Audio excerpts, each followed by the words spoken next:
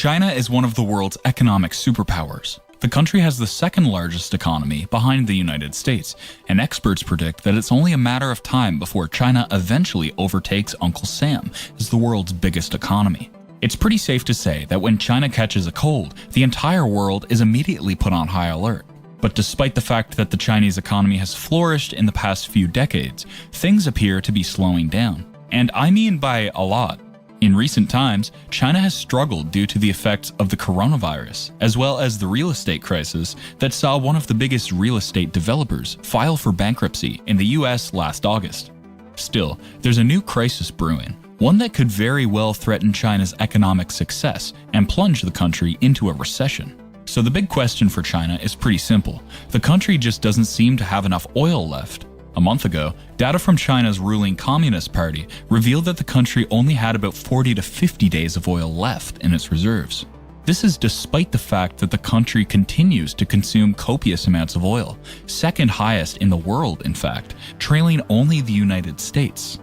Considering the fact that China doesn't necessarily produce its own oil, it has now become the world's largest importer of the natural resource. However, as the world continues to change and the geopolitical landscapes shift, it appears that the Communist Party is now starting to really fear for the future of their imports and their stability.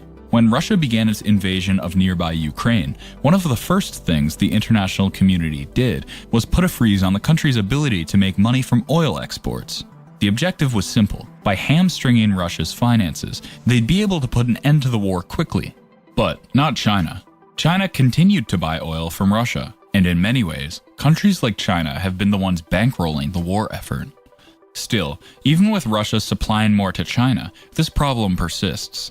The issue isn't that Russia can't get oil to the Chinese, it's that Russia just doesn't have enough oil to satisfy China's demand. And to make things worse, there's a possibility that China could find itself in the bad books of the international community again. The country has been getting more aggressive in neighboring Taiwan for a while now, and there are fears that they could try to annex the country, kind of like what Russia is attempting to do with Ukraine. If this happens, China will join Russia in being a pariah on the international scale, and this will mean that many countries that export oil to China would have to stop. If this happens, China could collapse both economically and socially. Now, to understand why China has so little oil saved up, let's take a look at the country's history. Between 1978 and the present day, China's GRP has ballooned from about $150 billion to $18 trillion. Much of this economic growth came from the fact that the country became a huge manufacturing powerhouse. China makes just about everything today, and as you can imagine, it has made the country yacht loads of cash. The issue, though, is that the economic growth has also come at a serious cost. To facilitate the country's manufacturing industry, China had to use a lot of resources, and much of it was oil. After all, oil powers every manufacturing industry. Despite the fact that China had some oil underground, it was pretty clear that this just wouldn't be enough. And as the 2000s came and China had to invest more in manufacturing, the country ramped up its importation of oil from other countries. Today, China gets well over 75% of its oil from imports. The country has strong ties with nations in Africa, North America, and the Middle East, and its status as a global trade hub means it is in a solid position to pretty much leverage on that for trade relations. Still, even though China is able to purchase oil from several countries, there's also the logistical challenge that is posed here. When it comes to China's literal position on the map, moving oil to the country isn't actually so easy. In most cases, the shortest way to access China for exports is through the Strait of Malacca, a narrow stretch of water between Indonesia and Malaysia. The strait connects the Andaman Sea with the Singapore Strait, as well as the South China Sea, where cargo ships can pass to get to China. About $3.5 trillion worth of goods comes through this strait annually, including about 2/3 of the maritime trade involving China and 85% of the country's oil imports. The problem, though, is the Malacca Strait isn't actually controlled by China. The narrow path is in the waters between Singapore, Indonesia, Malaysia, and Thailand, and these countries have begun to grow increasingly hostile towards China, especially with China's influence in the South China Sea growing. No one wants to become the next Taiwan, so many of these countries are now turning to the United States for help. If China continues to play the role of aggressor against these countries, or a hostile force decides to make things tighter along this choke point, China could lose its access to oil. And that right there would be catastrophic. China understands this, and they've been working to strengthen their presence in the South China Sea and its environs for a while. The country has bolstered its navy and is looking to get even more ships in the region in the coming years. Still, the country realizes that a war in this region could be devastating. Another issue that China seems to be facing is the instability in the Middle East. You see, almost half of China's oil imports come from the Middle East, and if there's one thing that this region is known for, it's conflict. From the fights between Israel and Palestine to the Cold War between Iran and Saudi Arabia, and even pockets of conflict in countries like Yemen, the Middle East has always been a hotspot for conflict. And in more ways than one, these conflicts tend to involve several countries. To make things worse, several of these Middle Eastern countries, including and especially Iran, another country that China relies on heavily for oil, are under sanctions from the United States and the international community. So, by still buying from them, China puts itself in a seriously tricky situation. Still, they need as much Middle Eastern oil as they can get their hands on. Besides oil, China also relies heavily on the Middle East for gas. Qatar, one of the world's biggest exporters of liquefied natural gas, signed a deal with China in 2022 to supply 4 million tons of liquefied natural gas to China each year for the next 27 years. The deal was worth $60 billion, and it showcased just how much China relies on this country for its liquefied natural gas. With Qatar now supplying about 20% of China's liquid natural gas, this deal essentially means that both countries will continue to be linked for the foreseeable future. Here's the issue though, Qatar also needs this deal for political and military reasons. As tensions between the country and Saudi Arabia continue to arise, Qatar needs that Chinese assurance to ensure that nothing will go wrong. But for China, you can imagine that this will be tricky. Saudi Arabia is the country's second largest oil source, and with China getting more involved in potential Middle Eastern conflicts, being the potential mediator isn't particularly what the government would want. Think about it like this, China relies on different Middle Eastern countries for its oil and gas, but it appears that these countries don't seem to like each other. So if a conflict were to happen, China would need to pick sides, and the countries that get left out in the cold would pretty much sever ties with China, leaving them without a significant amount of natural resources needed to power the growing economy. Interestingly, Qatar and Saudi Arabia aren't the only Middle Eastern countries that have ties with China. The country also has strong relationships with the United Arab Emirates, Dubai, and even Yemen. All of these partnerships have strengthened relationships and built China's influence across the Middle East. So they really can't afford a conflict at this juncture.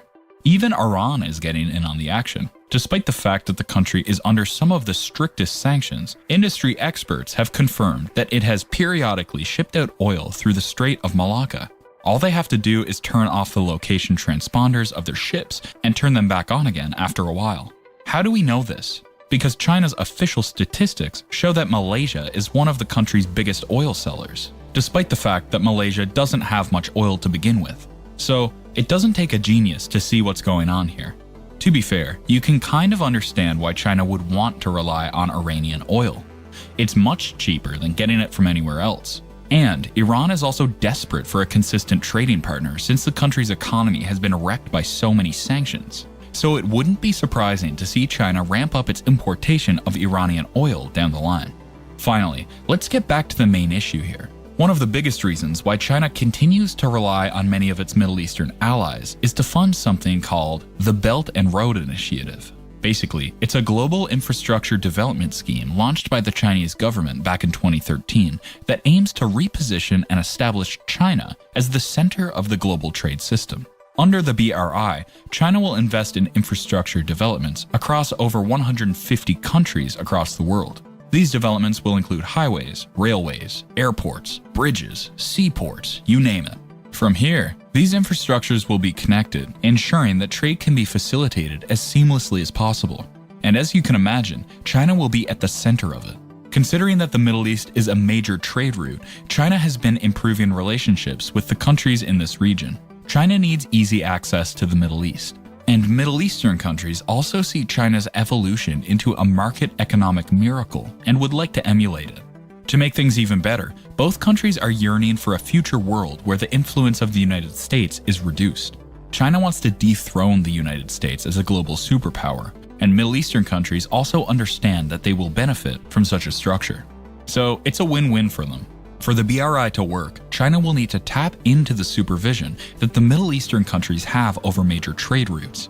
Iran and Oman supervise the Strait of Hormuz, which is the world's most important oil choke point.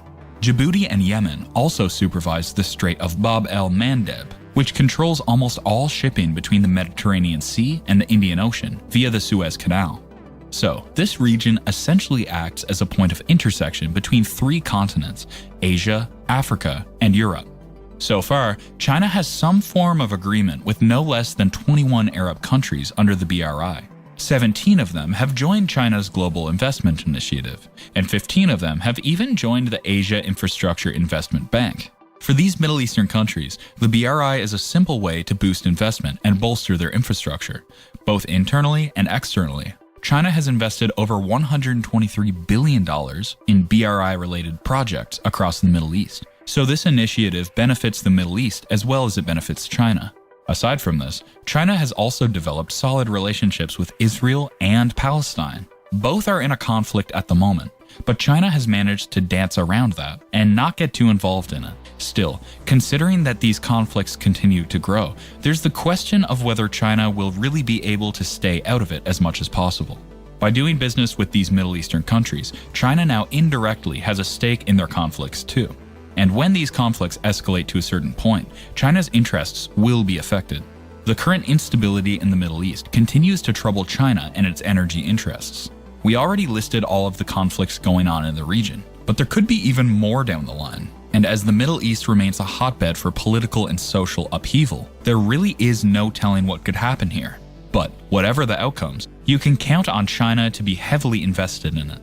And this means that there would be no way to distance themselves from these conflicts. Take this for instance. If a tanker leaves the Middle East or Africa, it most likely passes through the Strait of Hormuz or the Bab el-Mandeb Strait. Both of these choke points are located in regions filled with conflict. Then, the tanker moves south past the port of Swadar in Pakistan, another country where conflict has been the order of the day. Then the tanker heads towards Myanmar, a country with one of the longest-standing civil wars, which threatens China's over $1.5 billion investment in oil and gas pipelines and infrastructure. Finally, the tanker makes its way to the Strait of Malacca and the hotly contested waters of the South China Sea, where, as we explained, many of China's neighbors with significant interests here have been growing wary of Chinese aggression. To secure all these waterways, China has ramped up its military activities. The country has ramped up its use of warships, as well as its general military presence. This is especially notable in the South China Sea, where China is looking to bring stability with it as the major superpower. The country claims that all of this is to avoid piracy in the region, but many experts also believe that all of this aims to strengthen China's presence in the region and to make it even more powerful. Whatever the objective, other countries are starting to notice China's aggression and assertion. There are even signs that China appears to be building military bases around the Middle East and Africa. China can easily say that these investments are simply to bolster its ability to protect its valuable oil imports. But many other countries still believe that there's something more sinister going on. Would the international community let China continue? Will China be able to solidify its ability to avoid an oil and gas crisis? Only time will tell.